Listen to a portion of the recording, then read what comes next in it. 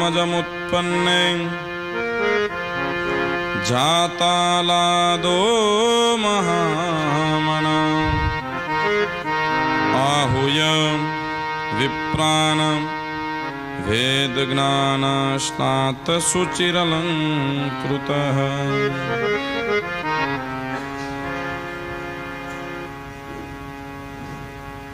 भगवान नंद नंदननी अनुकृपाथी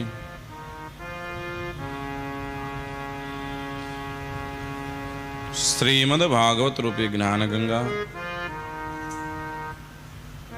आपणी समक्ष वही रही है। चालो बधा भेगा मळी स्नान करिए।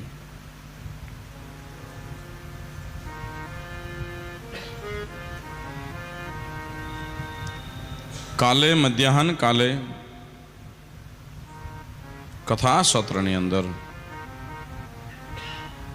सूर्यवंश ने अंदर भगवान मर्यादा पुरुषोत्तम भगवान राम प्रगट्य थया। त्रेता युग परिपूर्ण थयो। द्वापर युग ने अंदर चंद्रवंश ने अंदर भगवान कृष्ण प्रागट्य थया। जेनो उत्सव आपणे काले मध्याहन काले आनंद अने उत्सव थी कर्यो।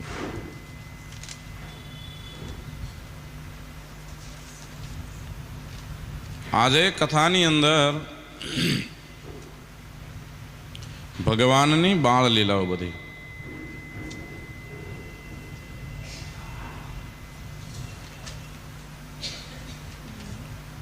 भगवाननी अनेक बाळ लीलाओ छे। हरि अनंत हरि कथा अनंता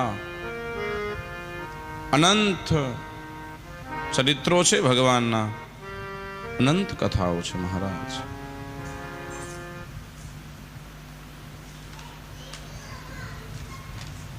तो भगवान कृष्ण छे महाराज मथुरानी अंदर प्रागट्य थया। वसुदेव देवकीना खोळे थी महाराज।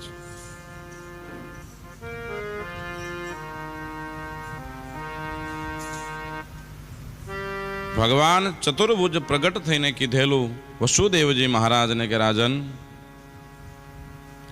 ज्यारे मारू प्रागट्य थशे मध्य रात्रिए आकाश माथी करंडियो आवशे। एक करंडियानी अंदर मने सोवडावी देजे अने मने लईने तो गोकुल जजे अने गोकुलनी अंदर नंद बाबा यशोदाने त्यां मायानो जन्म थयो हशे तो मने त्यां सोवडावी देजे नंद बाबा पासे अने मायाने सोवडावी अने फरीवार कारागृहनी अंदर आवी जजो। त्यारे भगवानना कहेवा प्रमाणे नंद वासुदेवजी महाराजे कर्यु अने मथुरानी जेलनी अंदर भगवान मायाने लईने आव्या छे। सवार थई बाळकने रडવાનો अवाज आव्यो त्या राजा कंस ने थयुं के आठमो जन्मी चूक्यो लागे छे अने राजा कंस छे ए महलनी अंदर गया कारागृहनी अंदर गया ज्यां वसुदेव ने देवकी हता त्यां।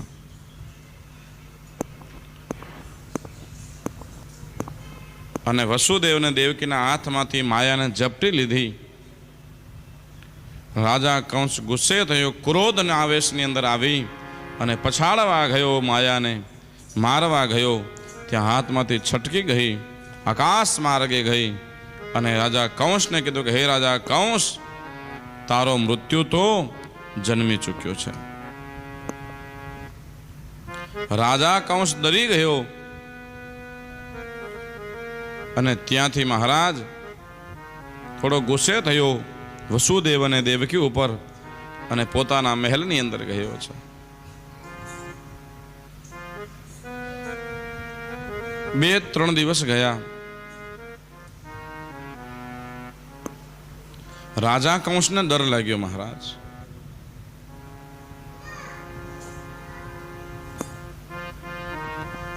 मृत्युनो डर कोने न लागे महाराज।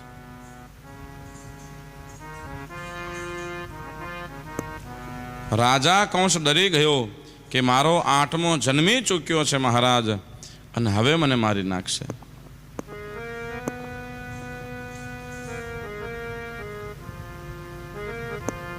પેલા પણ કહી ગયો છું કે ભાગવતની અંદર 2 પાત્ર એવા છે, એને પોતાના મૃત્યુની ખબર પહેલા પડી ગઈ છે.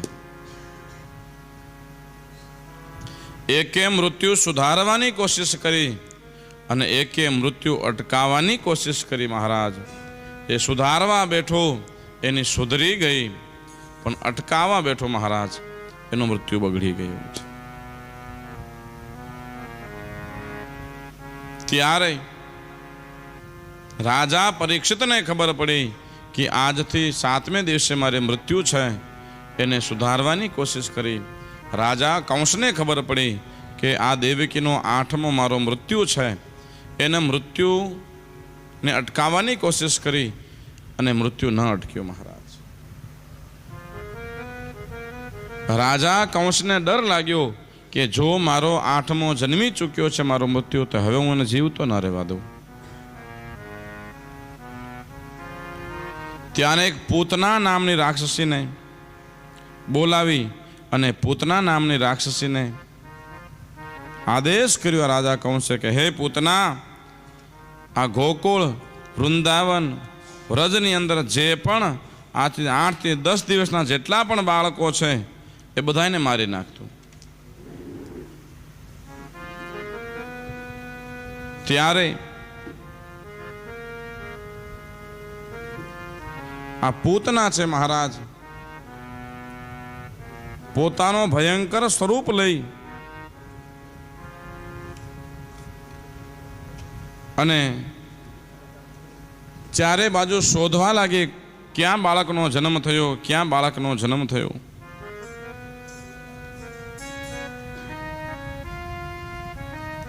પણ મહારાજ ગોકુળની અંદર ક્યાંય કોઈ બાળક જન્મ્યો નથી, પણ એક જ ખાલી બાળકનો જન્મ થયો છે, એ નંદ બાબાને ત્યાં. મહારાજ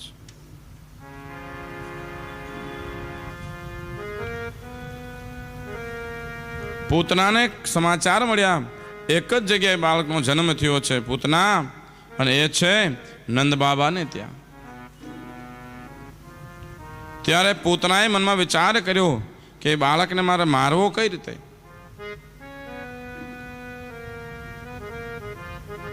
ત્યારે પૂતનાએ દ્રષ્ટિ કરી ગોકુળની અંદર, અને નંદ બાબાને મોટી ઉંમરે બાળકનો જન્મ થયો છે.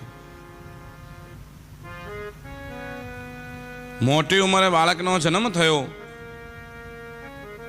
તો આખું ગોકુળ છે એ નંદ બાબાના ઉત્સવની અંદર જોડાઈ ગયો, અને આખું ગોકુળ બહુ રાજી થયો. મહારાજ માખણ મિશ્રના વરસાદ થયા, અને આખા ગોકુળની અંદર નંદ મહોત્સવ થયો હતો મારા, જેમ આપણે કાલે થયો એમ.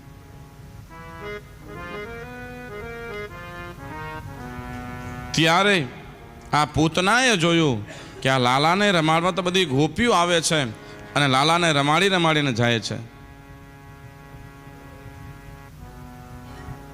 તો પૂતનાએ મનમાં નિર્ણય કર્યો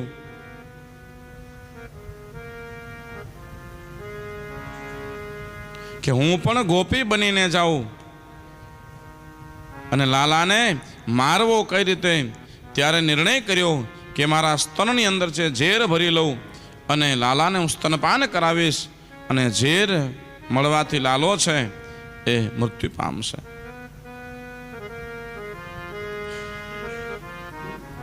ત્યારે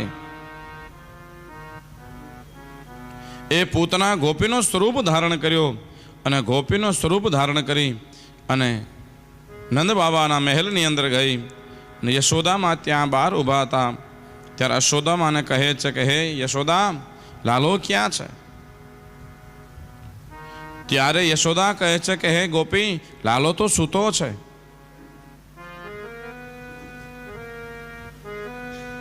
ત્યારે ગોપી કહે છે કે મારે લાલાને રમાડવો છે. ત્યારે યશોદા કે હે ગોપી, લાલો તો